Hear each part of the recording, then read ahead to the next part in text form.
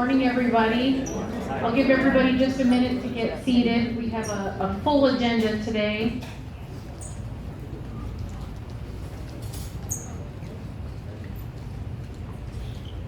So I'll start by saying that my hip's doing really well. I'm very excited to be back. I did spend last week in Denver. Life Care Services had a leadership summit. There were over 800 people there at one conference, one ballroom in a hotel in Denver, and it was a really great experience. We had three really good keynote speakers. We spent a lot of time talking about the strategy of the company and how we sort of evolve our operation over the next several years to meet the preferences of new residents while balancing that with the preferences of our existing residents. And they showed a big up and to the right graph on the aging population in the United States. So over the course of the next, I think they projected out to 2030, our prospect base, the age group 80 and above, is going to increase by 93%. So a lot of business out there for Freedom Plaza coming our way. So we have to make sure that we're ahead of that curve on the services and amenities and products that we offer. So we had a lot of good conversation. Just a reminder, today's meeting is hurricanes. So we're going to talk a lot about hurricanes, but I just had a couple things I wanted to cover before we get to that. As I know, and I talk to residents all day long when I'm here about little rumors they hear going around, and are we going to do this or are we going to do that? As you hear those things, if they generate questions or concerns in your mind, please go talk to the appropriate department head or come talk to me. I'm happy to have any kind of conversation with you if you have something on your mind as it relates to things we're doing here at Freedom Plaza. Jeff's going to give a presentation on our hurricane preparedness. Sibby and Teresa are going to piggyback on him with some maintenance preparation as well as preparation in the dining department for storms. But before we get to that, I wanted to acknowledge our employees of the month. We have three. We always do an employee of the month for independent living. We do one for assisted living and memory care, and we do one for Plaza West. So I'll start with assisted living and memory care. Our winner is Shelly Malone. She's a utility tech at the inn. She used to work at Homewood. So for that short stint that I worked down at Homewood in Clarebridge several years ago, she was a housekeeper there. She left. She was going to move up to Maine to be closer to her family, and the grass wasn't greener, and it was a lot colder. So she came back to us, and she now works at the inn, and she's just a fabulous person, and it doesn't matter what her title is, she will do anything you ask her to do, and she's just a very lovely person. So she wasn't able to be here today, she's off today. Plaza West, the winner was Mabel Rodriguez Espada, and she is a housekeeper at Plaza West. She was also unable to be here today. She works on the weekends, but they do great things for our residents in those areas of the community. But we do have one winner that's here today, and that's our independent living winner, and that is Tabor Karp. She is our front desk and security manager. So come on up, Tabor. She is our smiling face at the front desk every day when I walk in.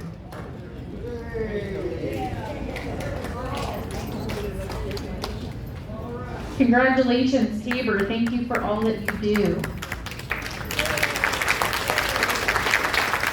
And I'll just remind you how we nominate and select our employees of the month.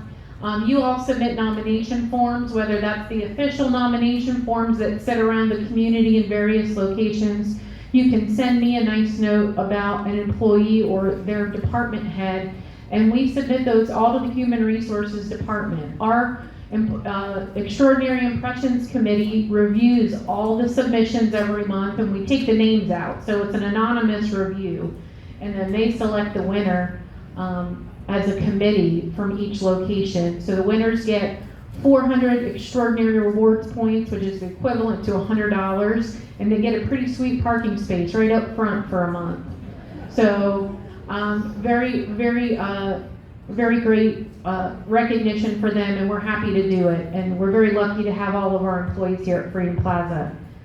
And so the one last thing I want to mention, we will, over the next few days, be creating 2 additional handicap parking spots. So if you see Cash out front creating these spots, we're going to take the very first visitor spot in the 2-hour area out front, and I am giving up my parking space up front, and we're creating another handicap parking space. We've had some conversations in meetings about the need for additional handicap parking. So we know we have folks that come in and need the handicap parking. We know we have folks that come up from GBT that need handicap parking.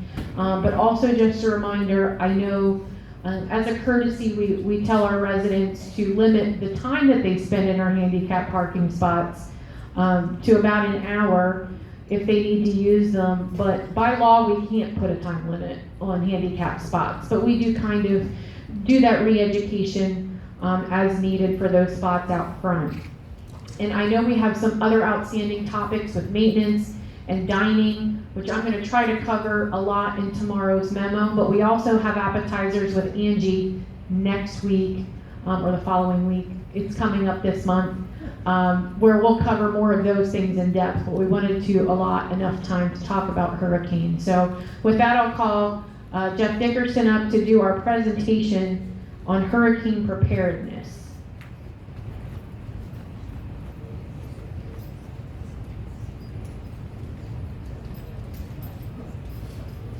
Good morning, everyone. How's everybody doing? So it's about that time again, huh? Hurricane season starts June 1st to November the 30th.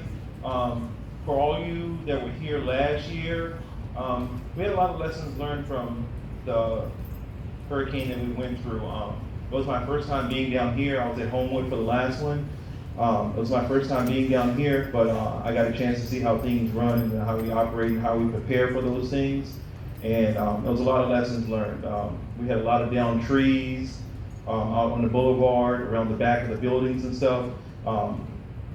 CNS has done an amazing job of cutting a lot of the trees down. You guys have seen them around the building, the property, cutting down all the dead trees and stuff like that. So hopefully we won't run into those problems again.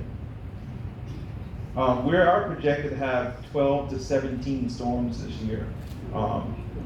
Hopefully we won't get hit by any of those, but we'll just have to see, right? Because we can never plan those things. All right, Seth. So, Hillsborough County has a disaster preparedness guide. Stephanie does have some copies in the back over here. I think she has about 60 copies. We're trying to maybe partner with Ron to get those put on the racrep.org site. They're on there already? Okay, so it's on racrep.org, so that's wonderful. So all of you that don't like paper, you can go to racrep.org and look at the disaster preparedness guide on there, okay? There's a lot of good information in there. Here's some ways of staying informed. We have SwiftReach, the Daily Memo, and HCFL. You can go to that website up there and it'll give you all the daily updates and stuff like that. We do have SwiftReach here at Freedom Plaza that we use when you guys get the alerts in case of emergency, or if there's something that needs to be disseminated to all the residents and employees all at one time. We use SwiftReach for that. And also Stephanie and Angie, they send out daily memos. If we're projected to get hit by a hurricane, we give daily updates. And we put those in the weekly and daily memos as well. Resident safety memo. Most of the residents, or everybody should have a copy of this. Raise your hand if you've seen this before, okay? Stephanie does have some copies. You can come see her and get a copy if you don't have one. But it's a lot of great information on there, safety and preparedness and emergency information in there that's pertinent to this community. Disaster Preparedness Manual, LCS Operations, Procedures, and Quality Standards Manual, soup to nuts for hurricane preparedness regarding Plaza West, Freedom Plaza, the memory care, and assisted living. Disaster aid agreements for receiving communities of Lakeport Square, Regency Oaks, transferring community of Freedom Square to Seminole, and we have bus finders. We'll transport all residents and staff So for the disaster aid agreement, there are some other communities that we partner with where they will take us on, or we will take them on, depending on where the storm is gonna hit most, okay? We have the bus finders down there, and that's a contractual agreement with bus finders that we do every year, that I send out a request, and bus finders, they will find us transportation if we need to transport to somewhere else, okay? Disaster Preparedness Manual, Cisco agreements, provide fresh fruit, Nestle water agreements, emergency power plan, which is generator, county evacuation routes, county flood zones, fire plan, and infection control. So every year, I kind of got ahead of the 8 ball this year. I submit a plan to the county. It's called CEMP, the County Emergency Management Plan, right? All these things up there I have to submit to the county for them to review. They have 60 days to review it and send back, if I need to make any corrections or send them additional information, they'll request it. I'll send it back out, and then it will be approved to the county and say, we are ready for an emergency, okay? Associate commitment. The operation of Freedom Plaza depends on having staff members present each day as scheduled. We have a Team A, which is usually the directors or associates that are currently working at the community, a Team B, which is a backup team after the storm, and when it's safe to travel, and Team C, backup teams A and B. Associates will provide a local shelter information for their family members and pets. Associates will be provided an emergency travel request letter form by the executive director asking permission for every employee on the road after the storm and when it is safe to drive. So we disseminate that to all the employees. Sometimes they have roads shut down for essential personnel and stuff like that, so we qualify for that. So in case the roads close or something like that, the employee can show that document saying that they are authorized to travel in that situation. How to weather a hurricane. My favorite is the top one with the drink. And trust me, we probably all needed some after that last storm that we got hit by last year, okay? Preparing for a hurricane. Water, 6 gallons, 3 for drinking and 3 for flushing. Radio, battery powered, battery, cell phone, a manual can opener, non-perishable foods, first aid kits, medications, flashlights. Trash bags, disposable plates, napkins and cutlery, paper towels, toilet paper, sanitizing wipes and hand sanitizer, empty gallon jugs, tub stopper because you can fill up your bathtub, right? You put a plug stopper in there and you can fill up your bathtub, and that's disposable water that you have to use in case of emergency. Empty gallon jugs, pet supplies, linens, storm clothing, laptop, or a table, tablet or cash, oxygen user, extra tanks, and backup charge battery. Emergency water. Teresa, she's going to be coming up and talking about that as well. New this year, the 2.6 gallons emergency smart water bottle and pour spout. Smart containers are $7 each. Bottled water, $6.75 per case. 24, it is recommended that each resident have 2 cases of bottled water for emergency purposes along with gallons of water for sanitation. Distribution date determined based off the amount of water brought in. All charges were posted to ancillary accounts. And you have Pamela Evans' email address down at the bottom. Okay, so thank you, and please be prepared. Do we have any questions before Sylvia or Teresa comes up? Yes, Barry. Are you going to make copies of social media? Yes. Booklet or something? Yes. Yes, we can. If you stop by and see Stephanie, he wants to know if there's be copies of the presentation that we just did. We can get you a copy. Okay. Any more questions?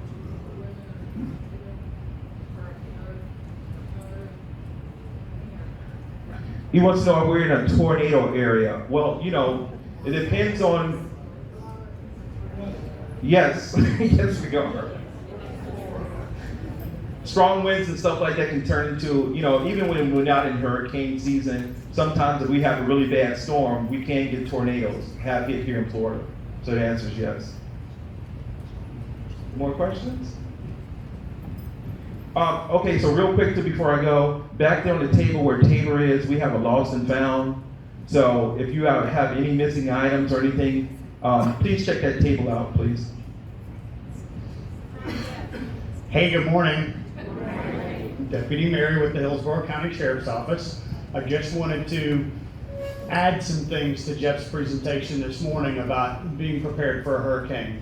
So when a storm is impending, you have three options. You can evacuate, leave the state, okay? You can shelter in place, stay in your home, or you can go to a shelter. What I want you to do today, in the next day or two, decide what you're going to do. The biggest issue that we have and what causes the most problems for residents is they don't have it in their mind what they're gonna do, and they get caught at Wawa paying $87 for a case of water because the storm's coming in 24 hours, and then Publix and Walmart are closed. So whichever one of the three, it doesn't matter to me, which I imagine most of us are gonna shelter in place. Because if you go to our shelter, which is a middle school gym, and you get a 6x6 taped off piece of gym floor, that's it. It's not, trust me, it's not the Ritz-Carlton in Sarasota, right? There's no room service, there's no bell, there's no maid service. You just get your little spot on the floor. So I imagine most of us aren't gonna do that. And then to actually get out of the way of a hurricane in Florida, you have to go to like North Georgia or North Alabama. I mean, you have to get out of the state because, as we've seen, these things turn and they go, oh, it's going to go East Coast, and then it comes right here into Tampa, or hey, it's going to go Pensacola and it turns early, so you have to evacuate the whole state. If you do plan on evacuating, go a few days early, okay? That way you're not sitting on I-75 with everybody else with no gas and no hotels. For those that were here back in Irma, 2019, I-75 was a parking lot basically from here to North Atlanta, and people were having to weather the storm in their cars. So that's not a good thing. But if you shelter in place, so if you stay here, realize that they've got a great staff, they've got a great plan, they're prepared, but you're going to have to do some things on your own. All right. First off, when the winds go at 35 miles an hour, once the sustained winds are over 35 miles an hour, there's no external emergency services. Now, yes, you'll have an EMT on staff, and you have some staff that'll be here to help out. But as far as actual fire rescue and sheriff's office, we don't go anywhere once the sustained winds are over 35 miles an hour. Those vehicles don't stay on the roadway. They topple over and get pushed away. Now, once it comes back to 35, yes, then we start responding and we triage it based on the priority of calls. But understand that, and last year we stopped services right about 5 p.m. on Wednesday, and then we didn't start back up until about 6 a.m. on Thursday, for those of you who were here during Ian last year.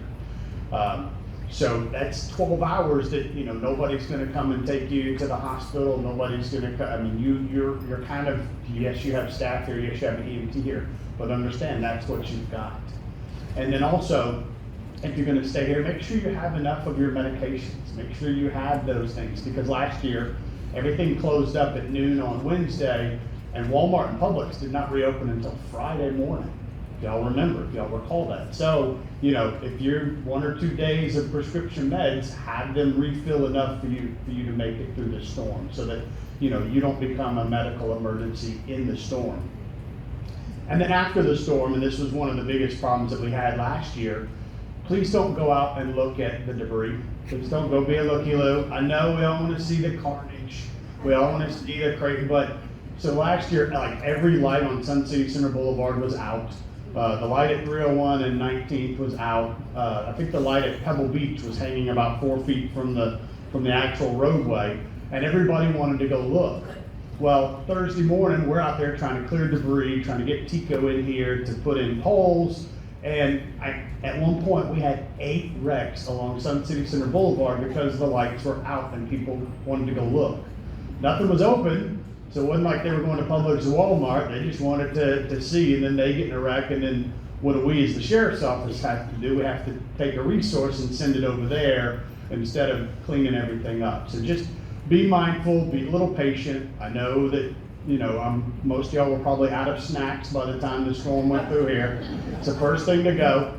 but be patient and wait a little bit before you go out. Let us clean up the roads, let us get the power back on. You know, we had a third of our residents without power last year, and it took up to 48 hours to get most of them turned back on. So it takes a little time for Tico to come in here, replace the poles, pull the lines back up, and then we have to go in to block off those intersections. So anything y'all can do to help not go out there and get in trouble, I would really appreciate that. So, and then another resource that we didn't put up here, Sun Radio, and I'm not advertising for them, they don't pay me, but 96.3, your local Sun Radio.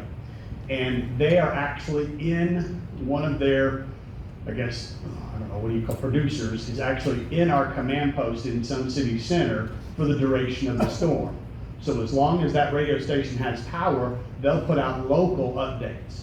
You know, if you tune into Tampa radio, you're gonna get stuff that, you know, Fowler and Fletcher and Bears. You tune into Sun Radio, we're gonna tell you, and they're gonna know, okay, these lights are out and power's out in here, and yes, Tico's been called for this, and yes, we've resumed emergency services. So during the storm and after the storm, that's one of your best resources, because again, they're inside the command center and they're able to broadcast from there with what's going on right here. Any questions? All right, thank you.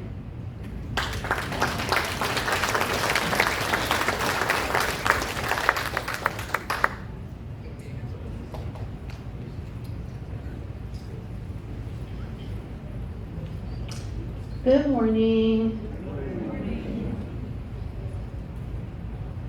So just a couple dining topics as far as the hurricane goes. God, we love a hurricane in dining. It's very easy, you know, just to treat, I'm kidding.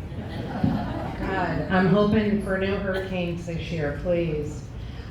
So in independent living, we have anywhere between $35,000 and $40,000 worth of inventory on hand at any given time during the month. So that'll get me through 10 days, which is great. So we don't have like an emergency food supply that comes to us unless we need to, like disposables and maybe snack items that we're gonna send out to you beforehand, depending on the severity of the hurricane. And generally what we do, as we know that the hurricane's coming and we know what our plan is going to be, for GBT, we usually end up, if the roadways are shut down, we will shut down dining for you and deliver out meals for, like, we do it usually for 3 days. Is what we've done in the past, but again, depending on the severity of the hurricane and what type of weather we're gonna be getting, that look for the communications that come out via Swift Reach memos and whatnot. In the dining room, we will move to a buffet and try to have the easiest service possible. We usually move to a midday meal. And then also have extra items that we stock up in our general store, so that you don't have to go out to the store and purchase, you know, extra things. But you should be preparing now, because there are 527 residents here, and the general store is only so big, right? So make sure that you are also keeping some items on, especially from the list that Jeff had posted above. We also will be delivering out emergency water supplies to those that have signed up for it. The book has been out for a month now. We did put this out in the memo. If you did not sign up, today is your last day after this meeting. Once this is closed, you'll be responsible for bringing in your own cases of water. We do have over 175 cases that we'll be delivering out next week. I will get that date to you as soon as I get my delivery from Nestle Water, and we'll get that out. So make sure you sign up if you haven't. How many of you have signed up for emergency water? How many of you already have water in your apartment that you plan on using? Okay, good, perfect. So that's great. So we're already halfway there.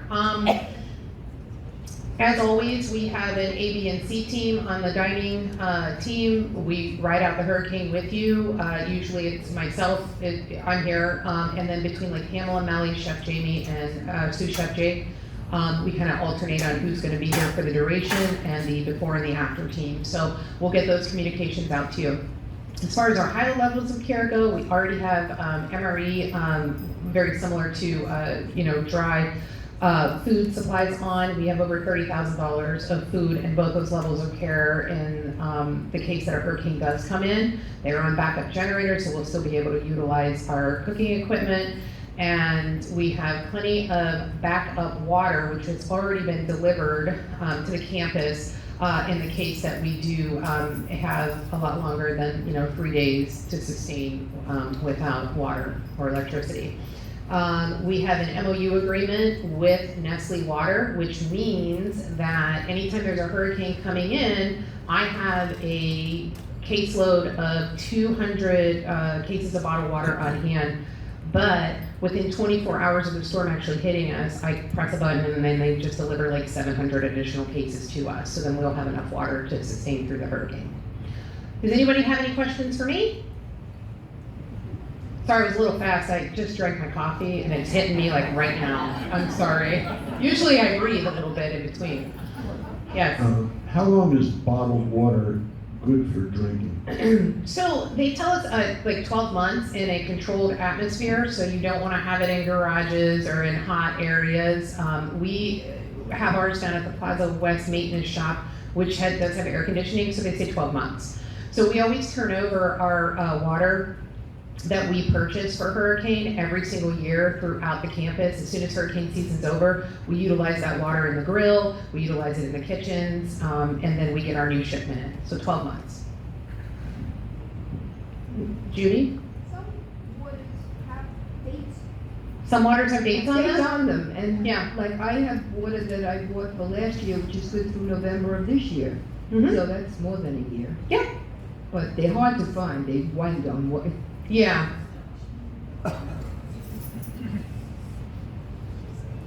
Anyone else? Then the notebook is gonna be, and there is a card table back there. I'll put it right on the card table for you. Anyone else?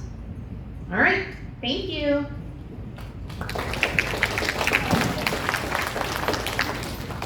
City's up. Okay, good morning. Definitely a lot of good information that we're getting. So I'll just piggyback on all this and talk about the operation side of it.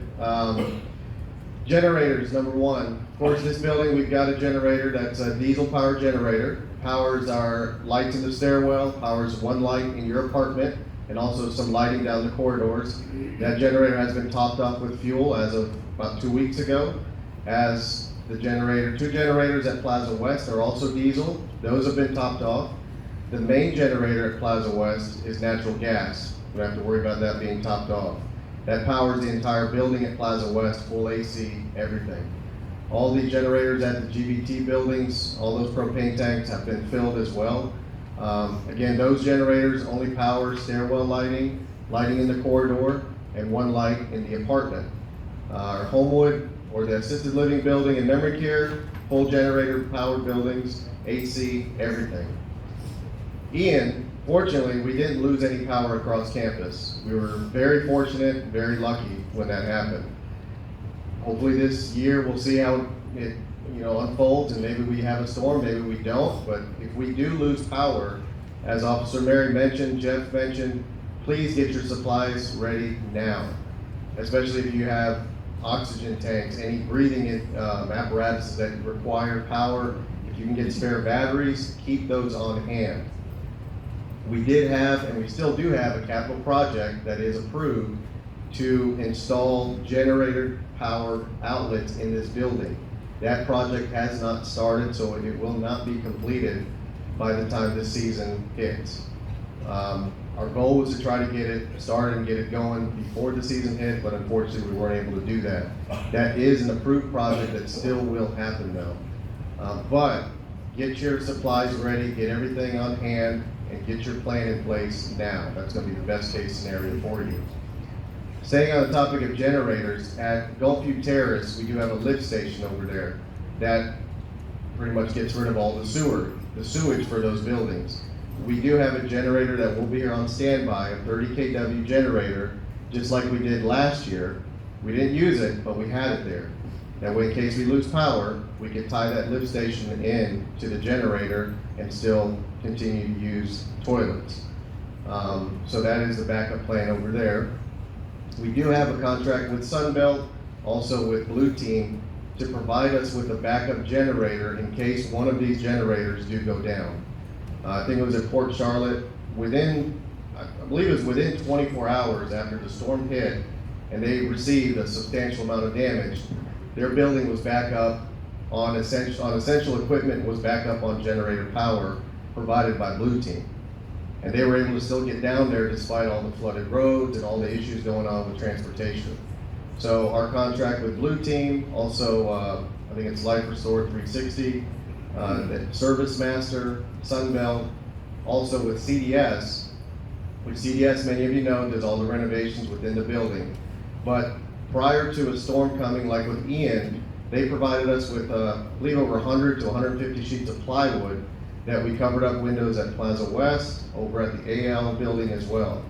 So they're a support system that we utilize, and they're on standby before the storm and even during the storm should something happen and we need extra assistance. Last year, as Jeff mentioned, there was a few trees that did fall. So we have staff that stay on site. Our directors are here on site, but we also have some associates. I think in this building, we had five maintenance techs that stayed here on site, 2 down at Plaza West, there was 1 at GBT, and then 2 down at AL and Memory Care as well. So we were able to kind of get to those trees and get them removed and get everything cleared up until the storm passed, and of course then CNS would come on site and help us clear the area. So we do have a good structure and a good team, if you will, during the storm should we need to go through it. Many of you saw a lot of the trees that were removed already, as Jeff mentioned, the pine trees. A lot of those were removed because of the storm. When we get any heavy winds, those trees are going to be the first to come down. Some of the big ones that came down by door number 2 were good-sized pine trees. Fortunately, they didn't come near the building, but it did block the roadway. Right now, behind the building, I believe next to the dining room, there's 2 large evergreen trees that we're still looking at. One is leaning towards the dining room. Will we take it down? It's up in the air at this point, but you know, if the storm comes through, we may need to take it down. We'll have to see what comes up. But again, those are a couple of very nice trees. We really do not want to take these trees down. But the pine trees can be a very bad danger to our community. So those are the reasons why we did take those down. Any questions from you guys for me? Rocky? Elevators in this building on generator power. Elevators in this building, all 6 elevators are on generator power. However, when the power does go out, only 1 elevator will first be on the generator. Should there be a need for more generators, we can sequence them and turn those elevators on. But yes, all 6 elevators can work if we lose power. We don't use all 6 because it will drain the elevators. And truthfully, if we lose power, we'd rather you guys stay in your apartments and stay put, because again, we don't have much lighting going on, and hopefully the wind's not too terrible, because we don't want residents, you know, traveling around the building if there's many dangers going on as well. Any other questions? Yes, one in the back. Sammy, I don't know if I'm saying this right, but I think our windows, is it called level 3? Our windows, in other words, how safe are they if there's a very strong wind? So our windows, even the original windows in the building, are rated up to a category 2. So category 2 is, I believe, is up to 95 miles per hour. Well, I had new windows put in half a year after I moved in. I think they said I had level 3 windows. So I know the I don't know what that lanai, means. your lanai windows are actually rated up to 120 miles per hour. The windows in your apartment, so your living room and your bedroom, are all category 2 rated windows. Any other questions, comments? She wants to know how safe is that? 92 mile an hour winds, I mean, that's pretty substantial. If we get winds higher than that, again, we're going into a category 3, category 4, really even category 1, 70 mile an hour, sustained winds, you want to stay away from windows. Anything could be a projectile and could shatter a window. We don't want, just because it's rated for a category 2 doesn't mean you can stand there and look out the window and watch things fly by. Stay away from your windows as much as you can at the end of the day. Yes? I have a question about the trees. Many of the trees that are left out there are half dead. And is there any plan to deal with that? So the question was, many of the trees are half dead, and yes, if you look on the golf course mainly, there's a lot of oak trees that have brown leaves on them. If you remember about a year ago, we went through and surveyed all these trees. We've already taken down over a dozen trees on the golf course. There were some trees that looked like they were gonna come back. Some of them are actually half green, some are brown. The ones that are fully brown, those are still gonna be coming down. And the reasoning behind that, we did have an arborist come through and they actually surveyed, and they gave us the approval to remove these trees because one, they're diseased, they were root bound, some were struck by lightning. But yes, the ones that are brown, those will be coming down as well. Chris has that on the schedule to get those trees down and removed as well. Is that this year or next year? That's hopefully this year, yes. He did all the pine trees first close to the building because it was the immediate threat, and then the ones on the golf course will be coming in the future. Thank you. You're welcome. Rocky? At what point do we evacuate? When we've been given notice to evacuate from the county, that's when we evacuate. And if we've been given notice to evacuate, because as Jeff mentioned, we're actually a community that receives residents from other communities that are being told to evacuate. But if we've been told to evacuate, we know leading up to that, the storm's pretty bad. And that's why Officer Mary, Jeff, we've all encouraged everybody to watch the news and be prepared and have your plan ready now, so that should you know a storm's coming, you already have a plan in place. Because a lot of times when we've been giving that evacuation order, everybody's giving that evacuation order in Hillsborough County. So it's better to be prepared and have that ready to take action. And I think the thing to keep in mind, I was in Denver last week, right? That's the Mile High City. Well, Sun City Center is the comparison in Florida. So I think we are, 38 feet above sea level here? So really what I've been told up to this point is unless we are gonna get a Category 5 direct hit here at Freedom Plaza, we are not going to evacuate this community. If there's nothing else, then turn it back over to you. Oh, yes, Ron.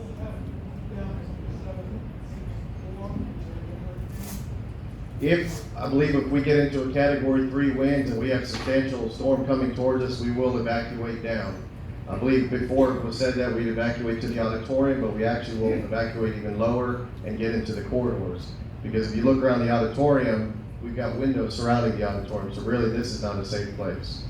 So again, we'll give ample notice, if that's to be the case, and we will evacuate the higher floors down. All right, thank you. Sylvia, I have a question over Oh, there. one more. You were talking about winds and staying away from windows. Can you put up wallboard in front of the opening going out to the lanai? So we will have that protection from the wind and glass if something gets broken coming into where you live? Because otherwise it's hard to find a place away from the windows. I'll speak to that a little bit. The question was, can we board up the slider or the area going out to the lanai to protect the interior part of the apartment so you have an area to be in? And I don't think that's practical to go around and board up that area for every single apartment. And it's tough to sort of predict and say what we're gonna do in any given situation. We have to sort of be able to pivot and be nimble as the situation gets closer to us.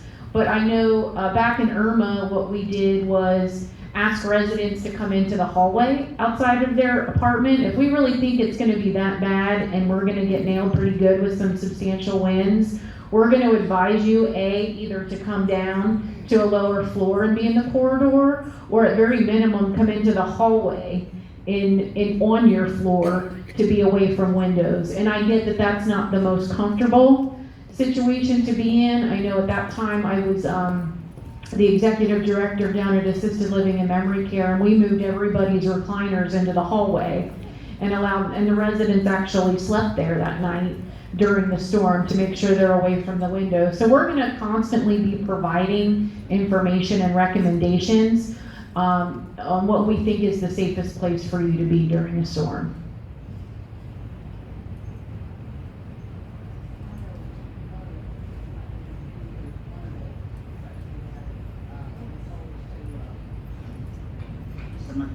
told to, if you have a walk-in closet, an interior closet, put some pillows in there, put a blanket in there, put anything that would give you a pad or something to recline on or to be on when you really felt unsafe, because that's a good place to be, because it's in the interior in your own apartment.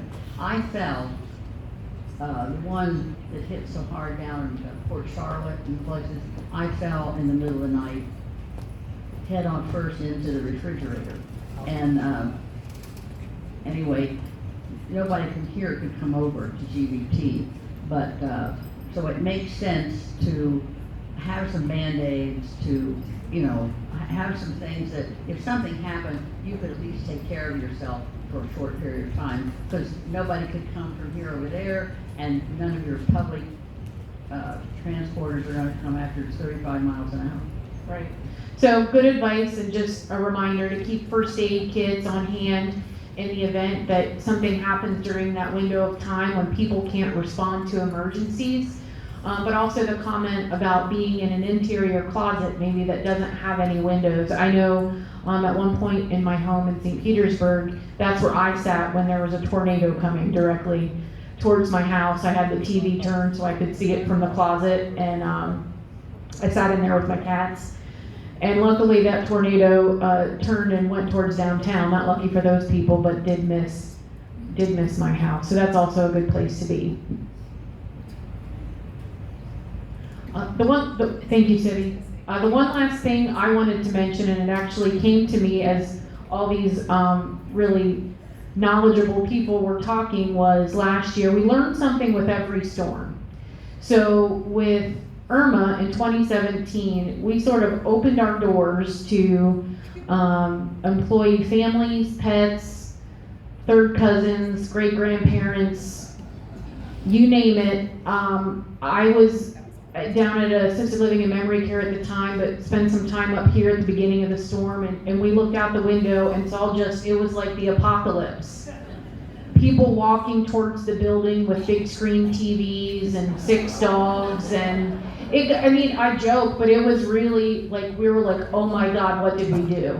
Right? Angie, we had ferrets and gerbils as well. We had a zoo in an empty apartment. It was unreal, and we managed, and we made it work, but that was a lesson that we learned during that storm, that while we want to make sure our employees' families are safe and everybody's taken care of, we are also not a hurricane shelter, right?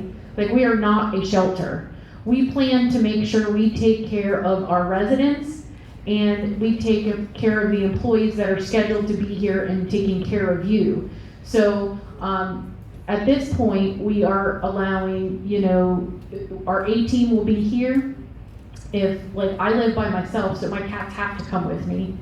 Is that a fringe benefit? I don't know what that's called.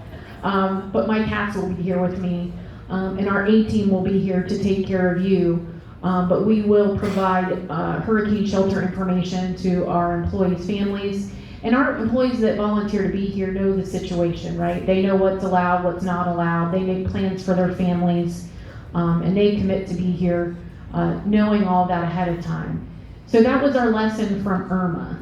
Our lesson from Ian was, as the storm got closer and different evacuation zones were being told to leave their home, we had residents bringing family members here and bringing friends here, and I know this person's away and evacuated, and they said I could let my friends come stay in their apartment. Well, that's not really appropriate either, right? We have our supplies to take care of our residents. We have our supplies to take care of the employees that are here to take care of you. So again, while Freedom Plaza is a wonderful place, it's a safe place, we're going to make sure it's safe for you. It is not a place for your extended family to come shelter during a storm. We aren't prepared for that, but we always accommodate, and then we get ourselves in situations that we make exceptions for one person, and then other people get angry. It's just not good. So as we encourage you to prepare for any potential storms this season, I encourage you to tell your family and friends to do the same and have a plan in place, because we plan for the people we serve, and the people that take care of the people we serve and not everybody else.